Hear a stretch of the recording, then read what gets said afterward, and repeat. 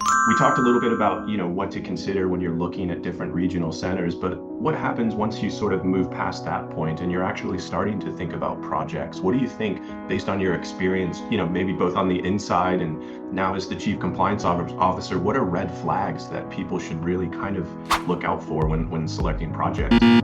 So one of the things we saw when we were working on the government side at IPO that kind of raised a lot of red flags for us was when you had very close relationships between the regional center, the NCE, and the project. When you had the same people in charge of every step of the situation, there was often, and this isn't in every case obviously, but there was often a risk of self-dealing or a lack of transparency, because the people who were in charge of building the project, if something was running behind, are also the people running the regional center, and they might not be inclined to tell investors about that.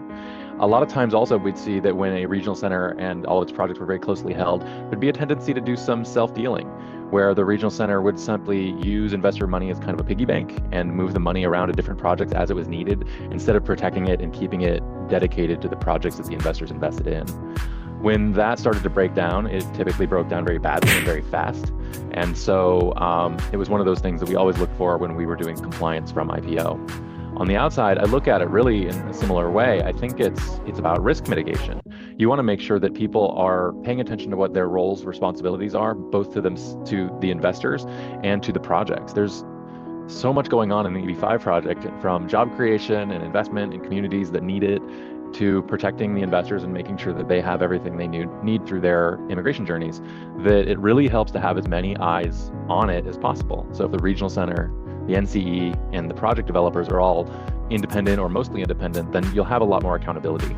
I think that's really key. If you have more accountability, you're gonna have a better project. People will be looking out for each other and looking out for the investors as well. Yeah, I think that makes sense. It's almost like a checks and balances, because within the project development lifecycle, those different parties all have subtly different interests, and the fact that they're all keeping an eye on the progress moving forward, I think only helps instill the integrity there. And something else struck out with or stood out from what you just described that I think circles back to considering the regional centers, and that's that transparency piece of being able to ask the questions to really understand not just the big picture, hey, what are we building? What's the end of the project look like? But how do we actually get there? Who are the players? What does that look like? It's not just asking the questions, getting answers. If they're not being clear with you, what will it look like in 3 years or in 5 years when you're trying to finish your immigration journey? If they're not giving you the evidence you need to show that the project was completed, then that can be a very dangerous situation for you and for your family. Huge red flag.